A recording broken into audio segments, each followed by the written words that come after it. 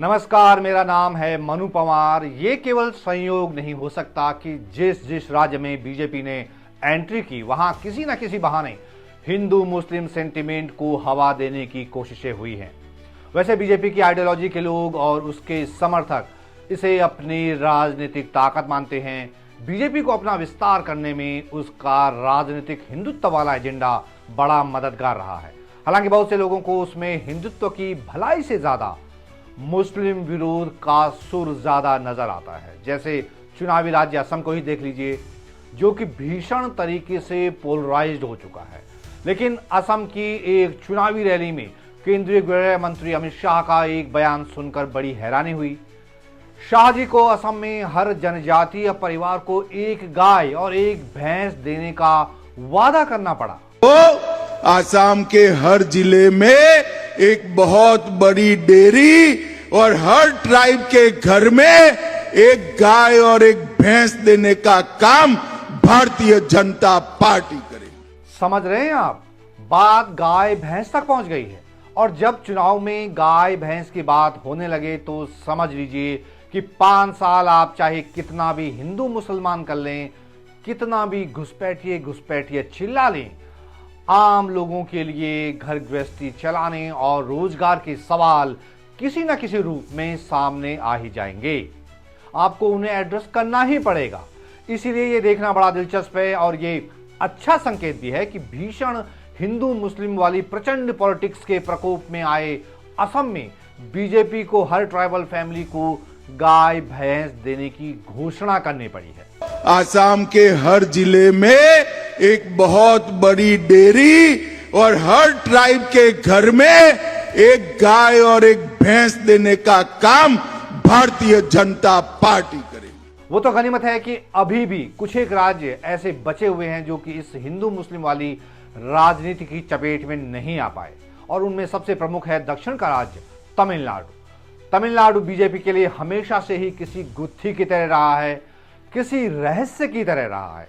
तमिलनाडु देश के उन राज्यों के लिए एक सबक भी है जो कि अपनी रसोई और रोजगार जैसे मूल सवालों के बजाय हिंदू मुस्लिम शमशान कब्रिस्तान मंदिर मस्जिद के नाम पर वोट दिलाते हैं। तमिलनाडु को ये हिंदू मुस्लिम वाली पॉलिटिक्स छू तक नहीं पाई है। वहां के वोटरों के लिए अभी भी अपनी रसोई, घर परिवार, अपनी जेब पहली प्रायोरिटी है, और इसका एहसास यहां की पॉलिटिकल पार्टियों को भी अच्छी तरह से है। इसकी झलक हमें दिखती है यहां चुनाव लड़ रही पार्टियों के चुनावी घोषणा पत्र में, यानी इलेक्शन मैनिफेस्टो में, जहां जनता के लिए लोक लुभावन ऑफरों की भरमार है। बीजेपी के समर्थक फ्रीबीज कहकर इसका मजाक उड़ा सकते हैं, ताने कर सकते हैं, लेकिन उस फ्रीबीज से कम देश और समाज का नुकसान तो नहीं हो रहा है। उस फ्रीबीज से कम इंसानों के बीच धर्म के नाम पर बंटवारा तो नहीं हो रहा है।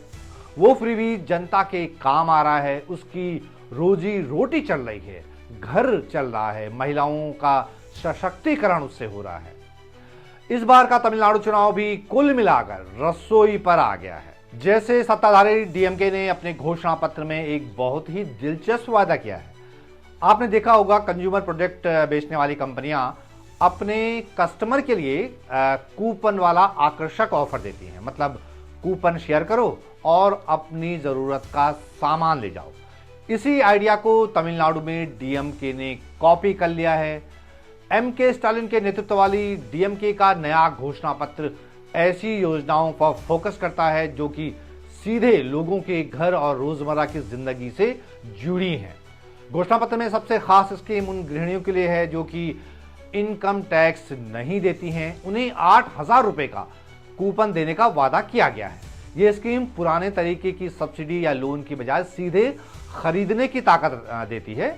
महिलाएं इन कूपन से washing machine, fridge, mixer grinder, oven, microwave और इंडक्शन चूल्हा जैसे घरेलू सामान को खरीद सकती हैं या पुराने बदल सकती हैं। इनकम टैक्स न देने वाली ऐसी महिलाओं की संख्या तमिलनाडु में लगभग 2 करोड़ है। ये एक तरह से ट्रेंड चेंज करने वाली बात है। इसमें 2 चीजें हुई हैं।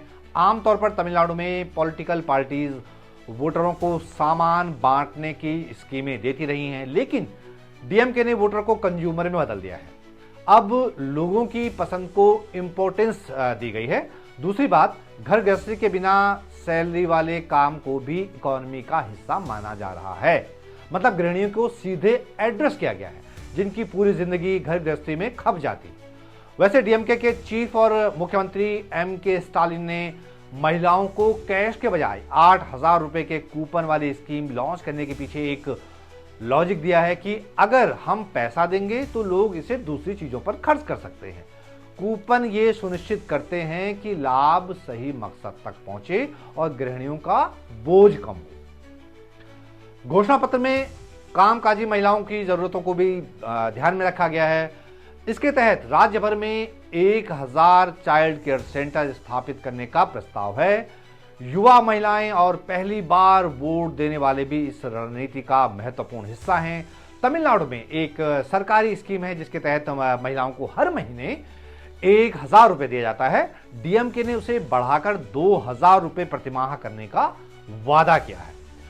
मतलब महिलाओं को एक रेगुलर इनकम का सोर्स दिया जा रहा है। यही नहीं, महिलाओं के लिए मुफ्त बस सेवा जारी रखने का भी घोषणा पत्र में वादा किया गया है।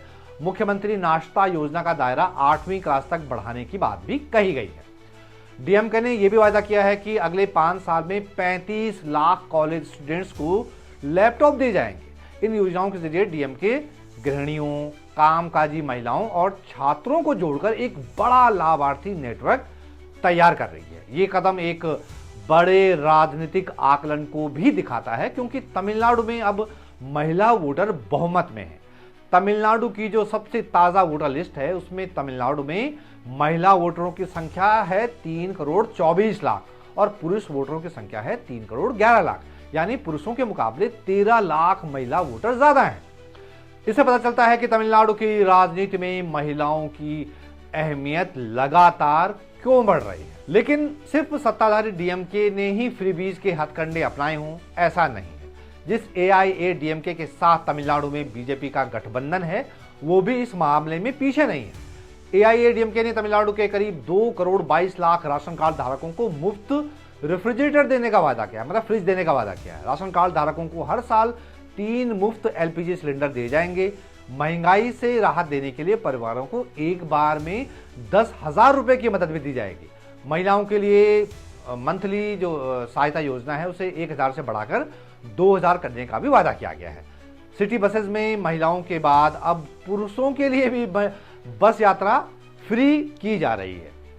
वैसे तमिलनाडु के चुनाव में वोटरों के लिए आकर्षक ऑफरों की भरमार कोई नई बात नहीं है।